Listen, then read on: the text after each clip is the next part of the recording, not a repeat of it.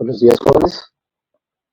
Vamos a continuar el tema en donde nos quedamos. Vamos a finalizar esta parte de los precursores de la criminalística para así poder iniciar la siguiente parte del contenido que estaba programada para el día de hoy. Eh, bueno, de, eh, habíamos estado hablando de algunos precursores de diferentes disciplinas y surgieron pues, una buena cantidad de preguntas. Muchas de estas preguntas creo que las vamos a estar respondiendo a lo largo de todo el semestre. Así que vamos a tratar de avanzar un poquito más con el contenido y creo que eventualmente se van a ir respondiendo estas dudas que tenía. Me alegra mucho que haya habido mucha participación en la primera clase. Espero que esto continúe a lo largo del semestre. Esto nos ayuda a todos a crecer, ¿no? A aprender más. Así que los invito a seguir participando con la misma gana.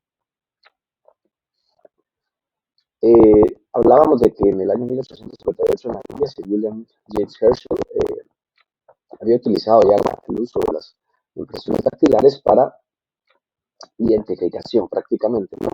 Y su gran descubrimiento era que documentó sus vidas a lo largo de su vida para probar su permanencia en el tiempo. Yo creo que hizo dos grandes aportes, ¿no?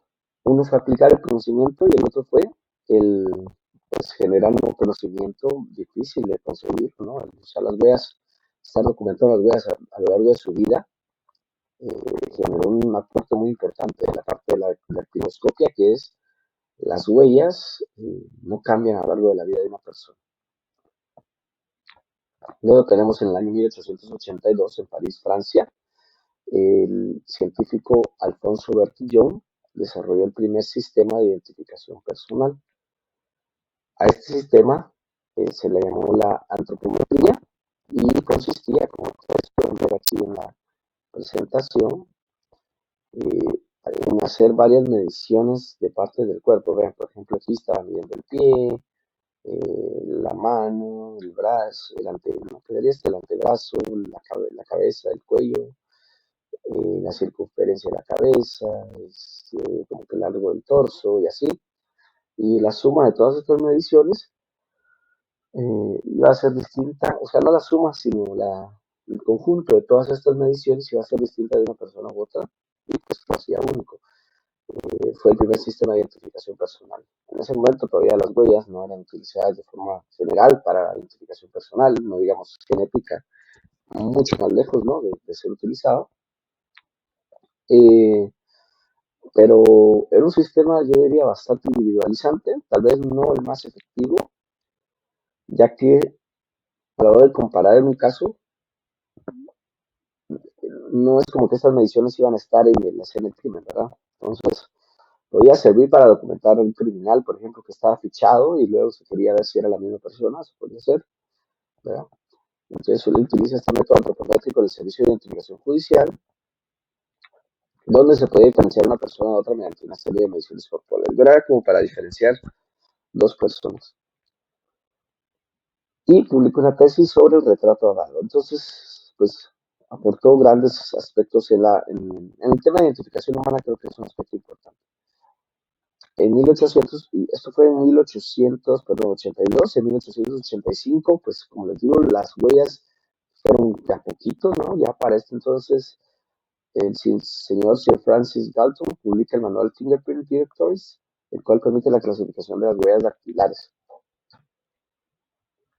Otro punto interesante es que contiene la primera prueba estadística que apoya la unicidad, de que cada huella es única e irrepetible, ¿verdad? Entonces, un aspecto también importante, otro de los principios fundamentales de las huellas dactilares.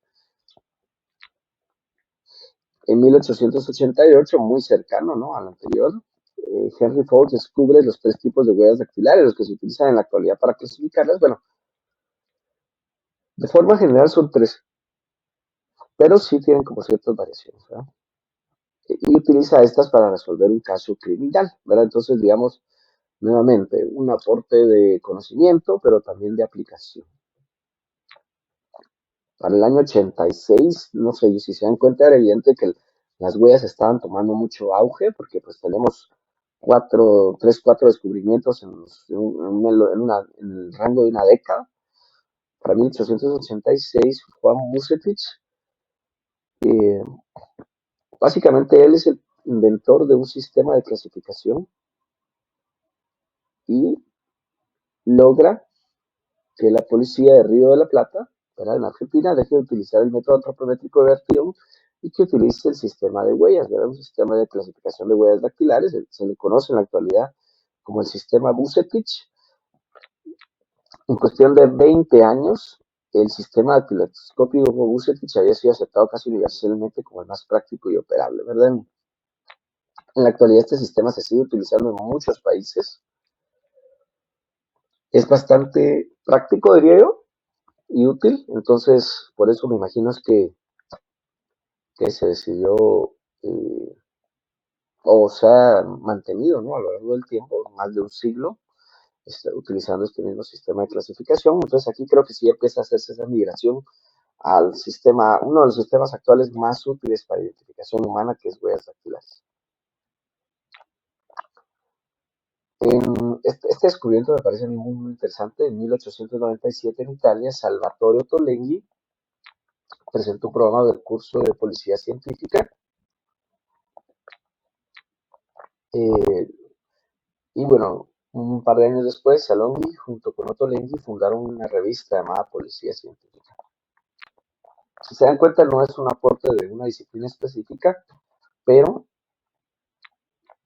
presentar un programa para el curso de policía científica es implementar una forma de que el conocimiento científico alrededor del estudio de crímenes pueda divulgarse de forma bastante estandarizada a lo largo de todos los interesados en aprender, ¿verdad? O sea, ya no era solo, hay unos 3, 4 científicos saben hacer estas técnicas, sino queremos que toda la gente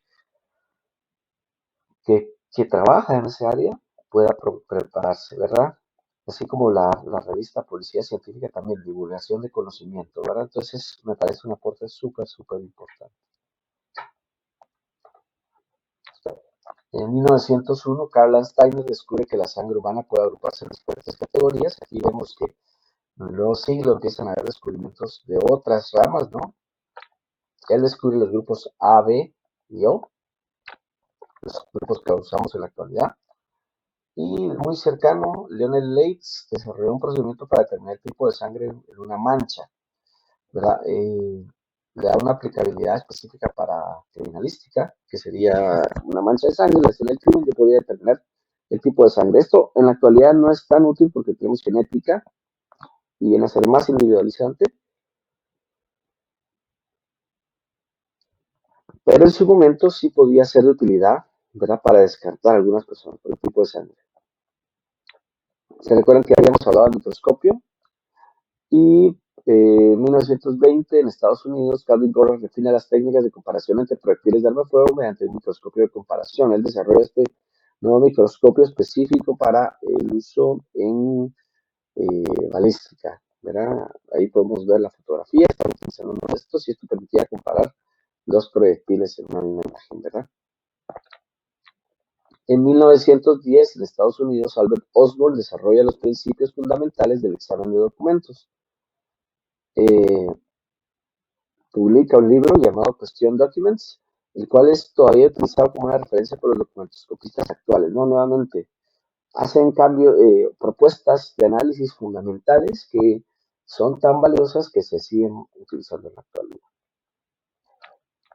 Ahora bien, el nacimiento de la criminalística como tal se le atribuye a este señor. En 1892 en Austria, el juez Hans Gross es considerado el padre de la criminalística porque, bueno, en su libro, que se llama Manual del Juez como Sistema de Criminalística, es el primero en referirse a los métodos de investigación criminal, con ese nombre, ¿verdad? Como criminalística. Él acuña ese término como el conjunto de todas estas disciplinas de investigación. Él la constituye con las siguientes materias, ¿verdad? Esas que tenemos acá: antropometría, argot criminal, contabilidad, criptografía, dibujo forense, documentoscopía, explosivos, fotografía, grafología, hechos de tránsito ferroviario, hematología, incendios, medicina legal, química legal, interrogatorio. Sin embargo, bueno, algunas de esas ya no están incluidas, ¿verdad? Por ejemplo, antropometría ya no se utiliza mucho, algo criminal también está como que fuera de la criminalística, contabilidad también, eh, criptografía, yo diría que también, dibujo forense sí, documentoscopía también, explosivos también, fotografía también, grafología sí, más o menos dentro de documentoscopía, hechos de tránsito, no tanto ferroviarios, hechos de... eh,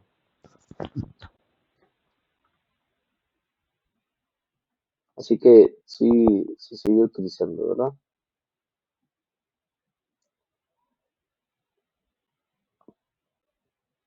Eh, Hematología, sí, digamos, hematología todavía se volvió más amplio, ¿no? Serología, genética, análisis de incendios también existe, medicina legal, pues quedó un poquito fuera de criminalística, ahora la química legal también, y el interrogatorio, pues ahora que forma parte más que todo de criminología. Entonces, si se dan cuenta, lo que él hizo fue, pues, dejar de estar hablando de estas disciplinas de forma separada y unificarlas. Digamos que este fue el punto a partir de donde nace la criminalística, por eso es tan importante. Luego, un par de descubrimientos más cercanos, Edmond Lockhart demostró cómo los principios enunciados por Gross podían ser incorporados en un laboratorio criminal adecuado. Creo que es un punto importante. Aquí se establecerían, se puede decir, los laboratorios de criminalística, establece el principio de intercambio, ya lo vamos a mencionar más adelante. Pues lo que dice es que cada vez alguien que entra o sale en un ambiente, algo es adicionado o removido de este, otro gran aporte de Edmond Lockhart. Pero en tema de historia de la criminalística, yo me quedaría con el primer punto, ¿verdad? Eh, dentro de la plataforma, hay un foro de discusión de los precursores de la criminalística. Por favor, leer las instrucciones y responderlo. Básicamente es investigar algún otro precursor que no esté incluido dentro de los que vimos en este segmento del curso y, bueno, completar la información que ahí se requiere. ¿Dónde está ubicado en foros de discusión? En su tablero, ¿verdad? Ustedes seleccionan el curso de Criminalística 1, ahí se van a foros de discusión y ahí les va a aparecer este foro.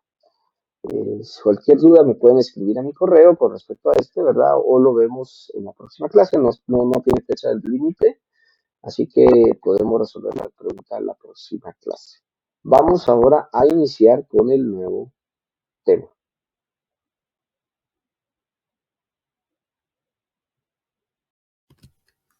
Bueno, ahora vamos a continuar con el contenido del curso, ¿verdad? Vamos a iniciar el nuevo tema, hablando de generalidades de criminalística.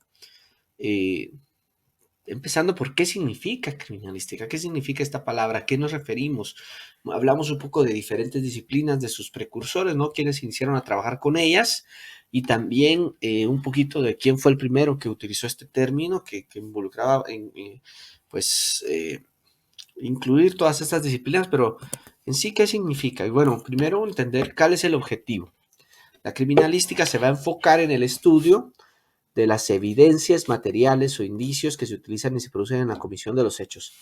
Un punto importante es que la criminalística estudia cosas materiales, no indicios, cosas que se van a encontrar en una escena del crimen o en otros lugares, en el cuerpo de la víctima, ya sea porque se utilizaron o que fueron producidos durante la comisión del hecho criminal, ¿verdad? Entonces, eso es uno de los puntos importantes de la criminalística. Evidencia material, ¿verdad? Puede ser, y bueno, quizá ustedes pensarán que algo que no sea tan visible no es material, pero sí es material, ¿no? El ADN, aunque sea muy pequeño, es una evidencia material, ¿no? No es, estudia comportamientos, no estudia formas de actuar, ¿no? Motivaciones, estudia cosas, ¿verdad? Y ya vamos a ver que eso tiene mucha relevancia en, pues lo que viene a ser la criminalística. En la práctica, la aplicación de las ciencias para la solución de crímenes se basa en, como les digo, en el examen de evidencia material, ya sea en el campo, ¿verdad? Hay indicios que se van a evaluar directamente desde la escena del crimen y otros que van a ser enviados a un laboratorio, y es ahí donde está la fortaleza de la criminalística, en la confiabilidad y en la objetividad de los análisis científicos que se aplican a esta evidencia material. ¿A qué nos referimos con confiabilidad? Que yo puedo confiar en que el resultado realmente es una medición hecha correctamente, que es un reflejo de lo que realmente se puede encontrar en evidencia material. Y la objetividad objetividad significa libre de sesgo. ¿Qué quiere decir? Quiere decir que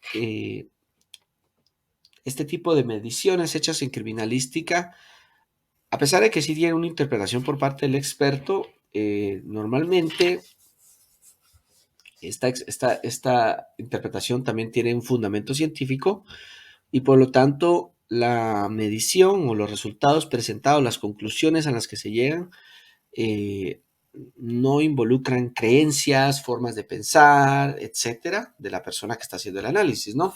Sino que es tal y lo que se encuentra en la evidencia material, ¿verdad? Ser objetivo significa eso. Ser objetivo significaría, por ejemplo, a la hora de que yo pongo sus notas, califico sus notas, tomo en cuenta lo que está escrito en las tareas que ustedes hacen, por ejemplo, lo que ustedes respondieron en el examen únicamente, y no tomo en cuenta si esta persona me cae bien o me cae mal. Yo a la hora de calificar tengo que buscar ser objetivo, ¿verdad? Buscar calificar en base a lo que encuentro, el material que encuentro presentado por ustedes, y no si, sí, se ve con cara de buena gente, ¿verdad? Vamos a ponerle más puntos. No, ¿verdad? Eso es ser objetivo y es algo muy importante. Por eso es que los exámenes son normalmente, las formas en que se evalúa son cosas que sean fáciles de decir está bien, está mal, y no depende un poco de mi forma de pensar, ¿verdad? Opiniones no deberían ser algo que se calificaría. Si alguien opina igual que yo, le voy a poner más puntos; si opina diferente, le voy a poner menos, ¿verdad? Está correcto o no está correcto, independientemente de lo que yo crea, ¿verdad? Aquí tenemos una definición de la criminalística. A mí me parece que es una definición bastante completa. La vamos a ver con detalle. Dice, es una ciencia aplicada. Eso es un punto importante. Si se dan cuenta, el conocimiento científico se puede generar, pero la criminalística lo que va a hacer es tomar este conocimiento y darle uso, ¿verdad? A resolver un problema de la vida diaria, se podría decir, o un problema más cotidiano. Entonces eso lo hace que sea una ciencia aplicada y, importante, de acuerdo al ordenamiento jurídico de cada país. Al final, la criminalística es auxiliar del sistema de justicia y por lo tanto debe de adaptarse a esto, ¿no? Al ordenamiento jurídico de cada país. De acuerdo a eso va a estudiar científicamente los indicios y evidencias, ¿verdad? Dependiendo de este ordenamiento jurídico, va a estudiar científicamente estos indicios, estas evidencias, con un objetivo: convertirlas en pruebas formales que puedan ser presentadas ante las autoridades judiciales. Yo no trato de resolver el caso para satisfacer mi curiosidad o porque la señora, la vecina de donde sucedió el crimen, me preguntó, sino que lo que yo quiero es que estos indicios y evidencias que voy a estudiar científicamente, ese es otro punto importante, ¿verdad? Es un estudio con base científica. Los resultados puedan ser presentados ante autoridades judiciales. Queremos colaborar con el sistema de justicia y van a ser presentadas ante autoridades judiciales tampoco solo porque, ay, es que el juez tenía curiosidad, ¿no? La idea es que esta información que se está presentando permita la identificación de víctimas, delincuentes, ¿verdad? Los participantes del hecho criminal, y también esclarecer cómo sucedió, ¿verdad? Un presunto delito. Y ojo, presunto delito, esta es otra cosa importante. No es encontrar un culpable, es entender cómo sucedieron los hechos. Puede ser que en algún caso esta revelación nos diga que no sucedió un delito, sino que fue un accidente, por ejemplo, y nadie tiene la culpa, o que sí sucedió un delito. Entonces, si se dan cuenta, al final lo que busca es la verdad. Por eso me gusta mucho esta definición. Siento que abarca de una forma muy, muy completa todo lo que tiene que ver con la criminalística. También aplica, a partir de ahí, vamos, otra definición más corta sería aplicación de las ciencias forenses en asuntos penales. Ya vamos a ver a qué nos referimos cuando hablamos de ciencias forenses. Lo que sí es que de aquí podemos ver que la criminalística efectivamente está relacionada con las ciencias forenses, con el derecho penal, ¿verdad? Ya vimos que va a estar auxiliando el derecho penal y también casi de una forma muy similar con la criminología, ¿no? La criminología va a estudiar el comportamiento criminal, la mente del criminal, y pues el aporte que puede hacer la criminalística a esto también es muy valioso, y yo diría que viceversa, ¿verdad? Importante, ¿no? Ir diferenciando precisamente entre criminalística y criminología. Yo creo que algunos de ustedes quizá ya tienen cierta noción de que son dos cosas distintas, pero aquí tenemos la definición de criminalística que acabamos de mencionar, y aquí tenemos alguna definición de criminología, no es la única, pero ahí vemos al autor que dice: estudia el crimen, la personalidad del criminal y el control social para evitar su conducta. Si se dan cuenta, perdón, la criminología se refiere pues más hacia en torno al criminal y no al crimen como tal, ¿verdad? O a los hechos criminales y a los indicios que se producen, sino al criminal.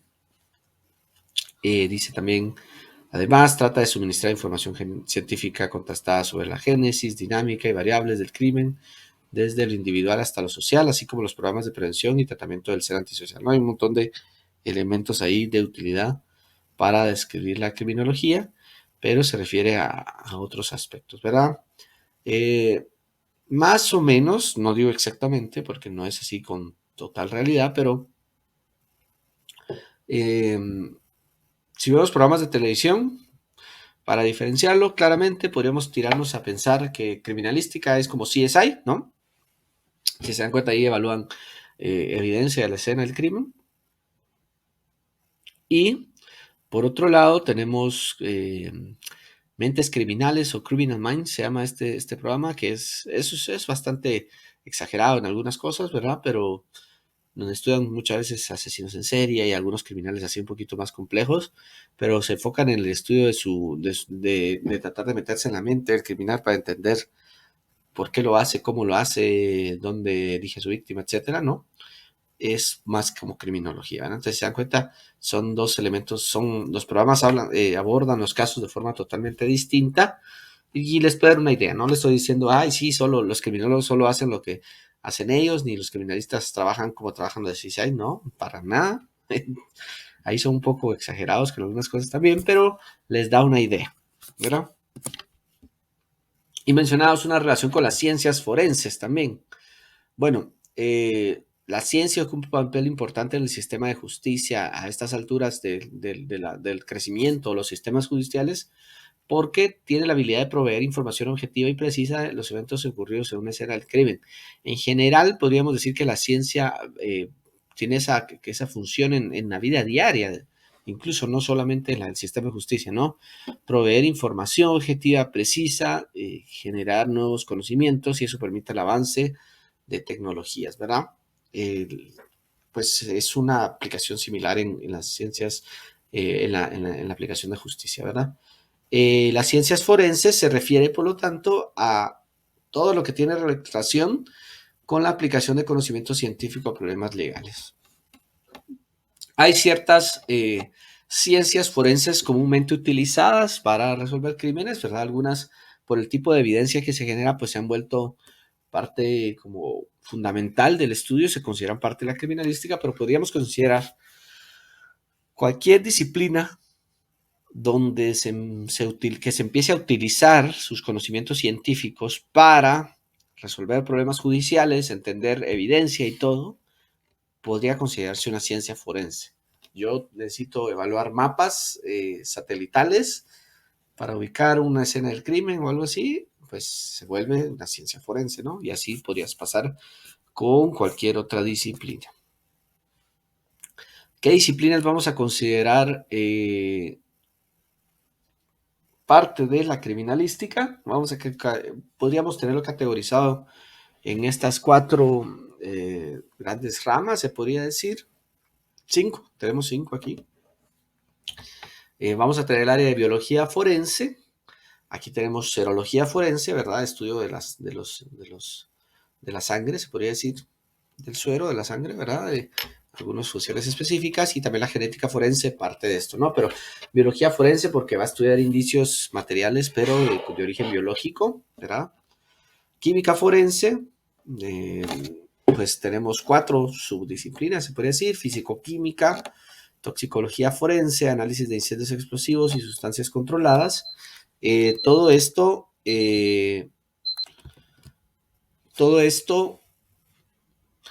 sirve o utiliza, ¿no?, los mismos principios, ¿no?, del análisis químico para determinar el uso que se les puede dar a las sustancias, ¿verdad?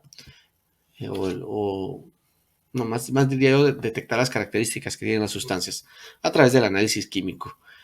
Aquí abarca básicamente el análisis de cualquier tipo de sustancia, algunas bien específicas como toxicología, análisis de sustancias controladas e incendios explosivos, que es como para ciertos tipos de sustancias presentes en algún tipo de situaciones específicas, y la fisicoquímica mucho más amplio, ¿no? Básicamente cualquier sustancia.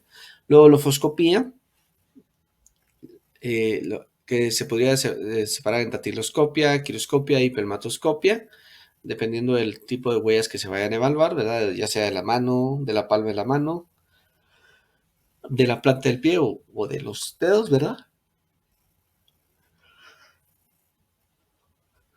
Y tenemos documentoscopía y marcas de herramientas en general, pues cualquier marca dejada por la herramienta, pero dentro de estas tenemos una específica que va a ser el estudio de balística.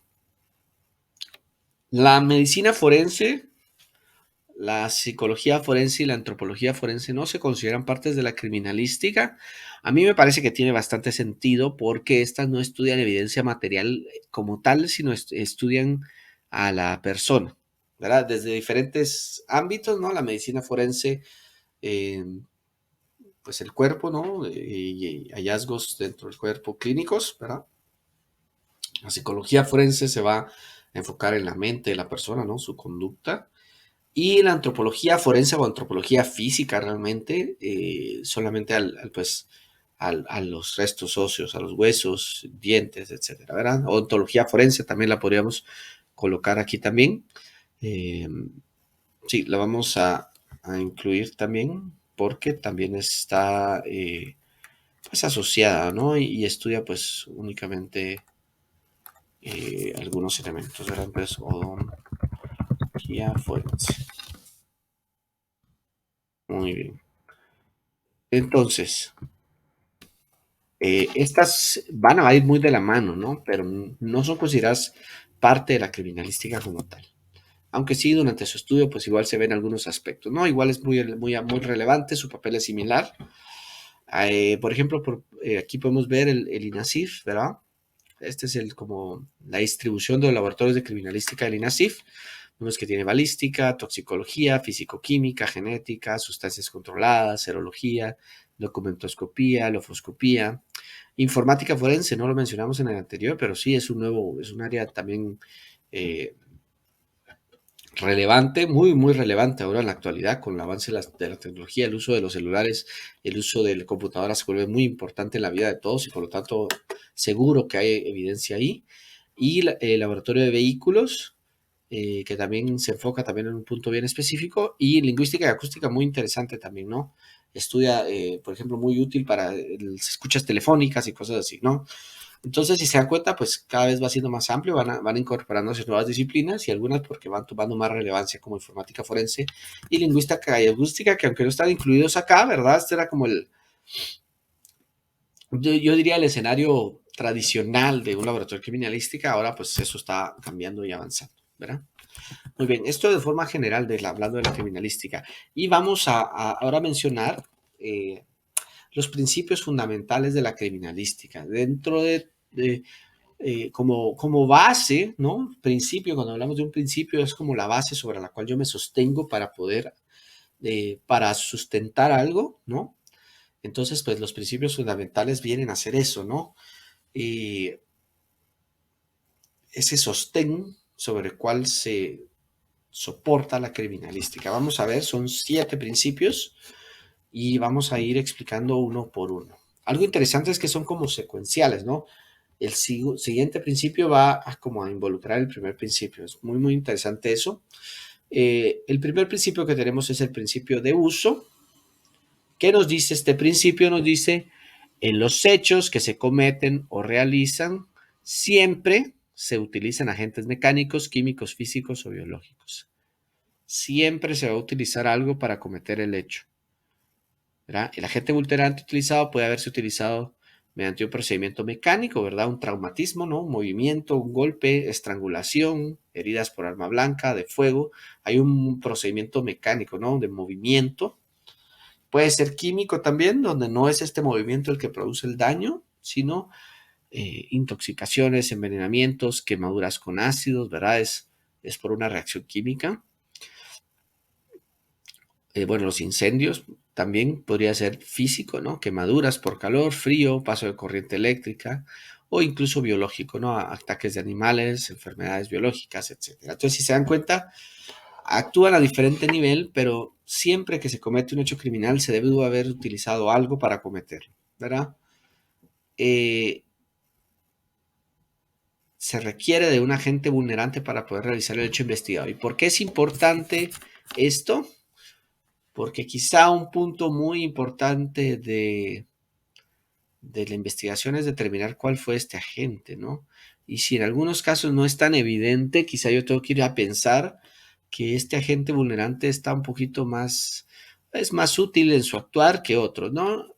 Yo encuentro un cadáver con un agujero de bala en la cabeza y podría fácilmente determinar que el agente vulnerante fue una pistola, así como que alguien que murió por puñaladas o con un golpe con una llave pesada. Puede ser que no sea tan evidente, pero podría ser el uso de puños, pues, que aunque no es un objeto separado como tal, pero igual es el objeto que produjo el daño, ¿no?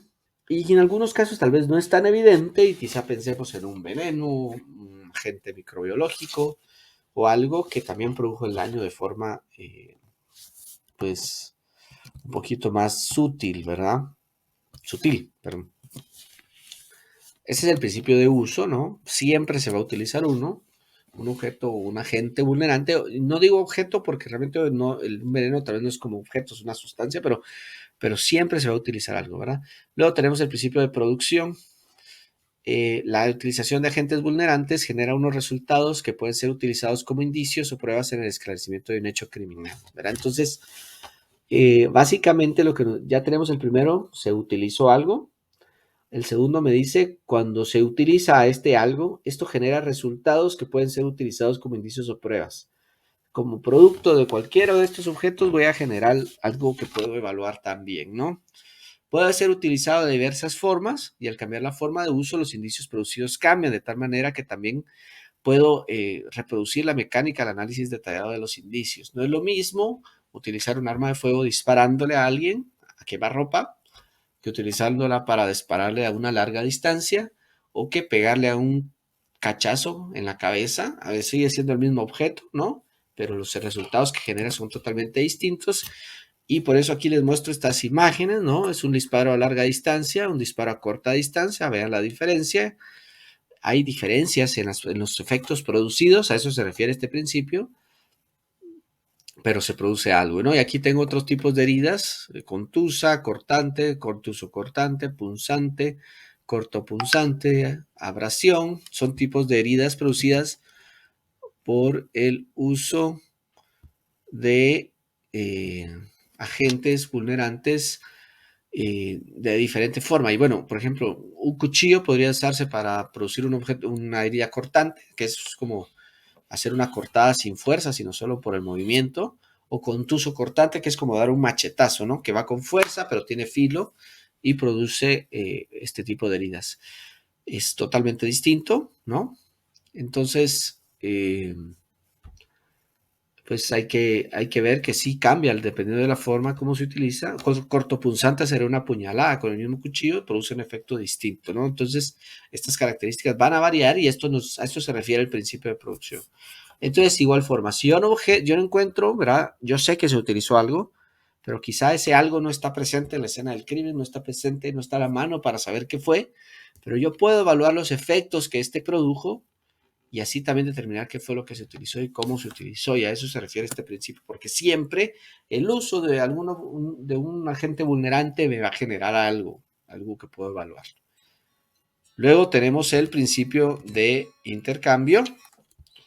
Este principio ya lo mencionamos, ¿no? Fue el que propuso Edmond Locard, el principio de intercambio, el principio de Locard. Es uno de los muchos, por eso es que ahí solo lo mencionábamos, aquí lo vamos a detallar. Dice, cada vez que alguien entra a un ambiente, algo es adicionado y removido de este.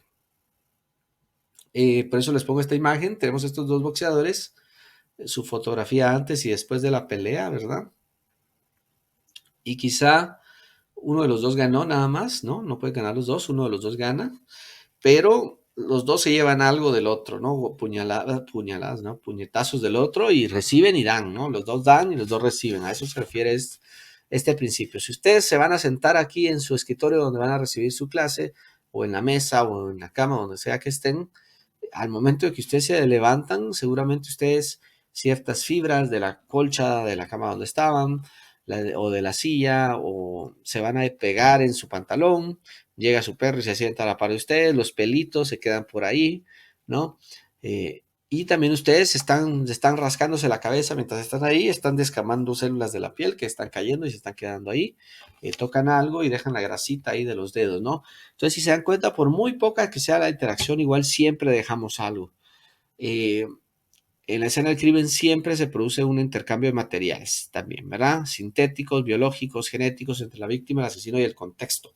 La víctima va a dejar algo, el asesino o el criminal, porque no siempre es asesinato, va a dejar algo. Eh, ya sea que hay un intercambio entre víctima y asesino directamente o entre alguno de los dos y el lugar donde se dieron los hechos, ¿verdad? En un caso de violación, por ejemplo, se produce un intercambio de fluidos, ¿verdad? Entre víctima y agresor, arañazos, sangre, dependiendo de qué tanta interacción hay, así es la cantidad de material. Si hay poca interacción, quizás sea menos, ¿verdad? Pero en un caso de violación yo diría que sería de los más invasivos, ¿no? Donde hay más intercambio de materiales, ¿verdad? Uno con muy poco, a mí se me ocurre, por ejemplo, los casos de donde llega alguien en moto y está alguien parado y le llegan y le disparan y se van, ¿no? Es poco, pero queda la bala, ¿no? Del disparo, la dejó ahí. Eh, Quizá le salpique un poco de sangre a la persona que llegó y que se lleve un poquito de sangre, ¿no? O un robo de celular, uno va en el carro y pasa la moto y se lo asaltan, ¿no? Y se van el celular. ¿Qué se llevaron? Se llevaron el celular. ¿Qué dejaron? Pues ahí sí es muy poquita la interacción, quizás sea muy poco, quizá en el suelo deje una marca de la moto, de la llanta de la moto o algo por el estilo, ¿verdad? Ese sería el principio de intercambio. Si se dan cuenta, va un poquito más adelante del otro. Luego tenemos el principio de correspondencia de características. Este principio nos dice que la acción de un objeto sobre determinado cuerpo, superficie o región deja impresas sus características individuales. Y quizá este suene muy parecido al principio de intercambio, pero el principio de intercambio se refiere a dejar material, ¿no? Yo dejo material y me llevo material. Este se refiere a que es cuando dos superficies tocan una a la otra, y es posible que queden impresas las características de una de las superficies en la otra, ¿verdad? Y estoy seguro que ahorita que mencionemos algunos ejemplos va a quedar claro, ¿verdad? Yo puedo comparar las características dejadas de la huella dejada para identificar el objeto que dejó la marca e incluso identificar también la trayectoria y el mecanismo de origen de las marcas. Si ustedes están caminando en un día lluvioso, vienen caminando para su casa, ¿no? Y pasan por una calle de tierra, los zapatos se les llenan un poquito de lodo y cuando llegan a su casa y quieren entrar y su mamá acaba de trapear y les dice, no entres hasta que no te limpien los zapatos, porque si ustedes caminan por el piso, van a dejar las huellas de sus zapatos, ¿no? Esta acción, ¿no? Del contacto de la huella con el suelo va a permitir que se queden las huellas. Y si ustedes entran a la casa y no está ahí su mamá y dice no se va a dar cuenta y no va a saber que fui yo, pues les cuento que por las características de las huellas podía definir ella que fueron ustedes. Y que llegaron, ¿verdad? Y a eso se refiere el trayectoria y mecanismo. Caminaron, entraron, fueron a la cocina, se quedaron parados frente al refrigerador, luego caminaron de vuelta y fueron a su cuarto, ¿no? Y se pueden seguir la trayectoria del movimiento de estas huellas. Esto aplica para un montón de tipos de huellas, ¿no? De zapatos, de llantas, de vehículos, en las balas quedan huellas relacionadas con el arma utilizada, dactilares, etcétera, ¿no? Y las características de las huellas y el cuerpo objeto que las produce permitirá relacionarlos. Podemos tener adherencias, como les decía, el lodo, sangre, otro tipo de material, o por compresión también. Una mordida deja huella, como la que vemos ahí, ¿no? Que es por compresión. También puede ser estriado, que es por movimiento, ¿no? El movimiento de un objeto sobre el otro. Por ejemplo, las huellas en las balas, en los proyectiles, o así como con una herramienta como un desarmador, o combinación de varios, ¿verdad? Romper un candado con una herramienta es un poco de compresión y un poco de corte, ¿verdad? De compresión y de estriado, perdón.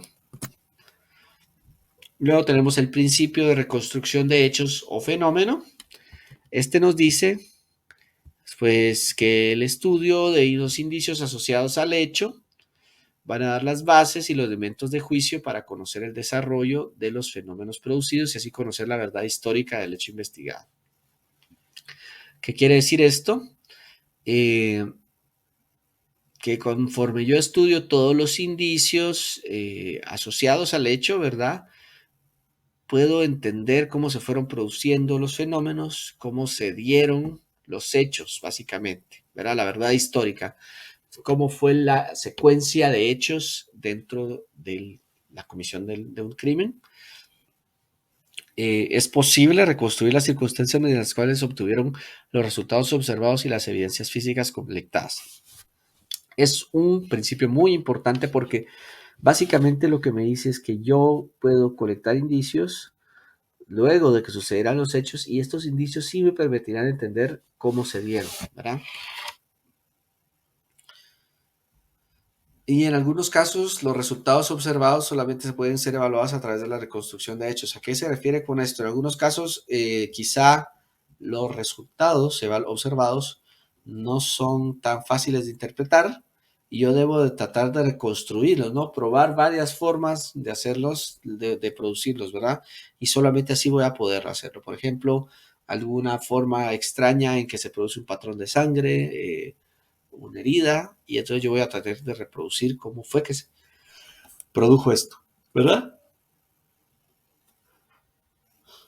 Esto porque yo sé que es posible reconstruirlo, ¿no? Entonces a eso se refiere este principio. Aquí tenemos algunos ejemplos. La foto de la izquierda, lo vamos a ver más adelante, pero es un caso famoso donde se hicieron muchos videos tratando de reconstruir cómo se realizaron los hechos, ya que dependiendo de esto, de cómo se ocurrieron los hechos, se podía determinar la culpabilidad de la persona, a qué nivel era su culpabilidad. Luego tenemos el de la derecha, está disparándole a una llanta de carro, porque un experimento, por ejemplo, para saber cuánto avanzó el carro con la llanta pinchada, es dispararle y luego mover el carro y ver hasta qué momento ya se desinfla por completo, ¿verdad? Por ejemplo. Luego tenemos el principio de probabilidad. Este nos dice que con base a la información colectada es posible plantear una hipótesis de los hechos, ¿verdad? Como hablamos de la reconstrucción, pero mientras más información, más cercana estará la hipótesis a la realidad, ¿verdad? Yo puedo tener una conjetura, ¿no? Creer qué fue lo que sucedió de forma preliminar al momento de que yo le escena el crimen. Ok, a esta persona tenemos el caso de homicidio por arma de fuego, porque veo el agujero en la cabeza, ¿no? Puesto que al inicio yo conozco poca información, la certeza de esta hipótesis va a ser bastante baja. Digamos, bueno, que se tiene algo, pero no es suficiente, ¿no? A medida que yo agrego más información, más cercana va a estar de la realidad, ¿verdad? Por eso es importante, mientras más información pueda colectar de todo tipo, mejor fundamentada va a estar mi hipótesis de su certeza, ¿verdad? La admisibilidad de esa hipótesis se va a dar en base a los datos que se tienen y por eso la idea es colectar siempre mayor la información. Y aunque se apegue más a la realidad, nunca voy a conocer la totalidad de los hechos. Siempre van a quedar algunos elementos en duda, ¿verdad? Y por último tenemos el principio de certeza. Dice las identificaciones cualitativas, cuantitativas y comparativas de la mayoría de los agentes vulnerantes que se utilizan. Bueno, la mayoría de los agentes multirantes que utilizan elementos que se producen en la combinación de los hechos, ¿verdad? O sea, la mayoría de los análisis de saber cuánto tengo o de qué tipo de cosa es o si puedo comparar dos elementos son los tipos de análisis que voy a hacer, ¿no? En un estudio criminalístico, donde evalúe ya sea los agentes vulnerantes utilizados o los objetos producidos durante la comisión de los hechos. Estos análisis se van a lograr con la utilización de metodología, tecnología y procedimientos adecuados. Es decir, al momento de que yo hago mis análisis de los indicios, voy a lograr los resultados esperados si yo utilizo la tecnología, la metodología y los procedimientos adecuados, porque así obtengo resultados certeros de su existencia y de su procedencia. Entonces, el principio de esto lo que me dice, al final de cuentas, es que yo voy a lograr obtener resultados confiables si utilizo los análisis correctos, ¿verdad? Y aquí les pongo estas animaciones. Podemos ver, son 3 lanzamientos de tiro libre de un solo mismo jugador, ¿verdad? Lionel Messi en 3 partidos distintos, pero creo que lo impresionante es la precisión con la que pues coloca la pelota en el mismo lugar, ¿no? Y entonces a eso va, ¿no? Si yo sé que algo funciona para el resultado esperado, como meter un gol, voy a utilizar esa opción, ¿verdad? Porque voy a utilizar algo que no es lo más preciso. Entonces, igual, lo que va a buscar la criminalística es utilizar los estudios más precisos.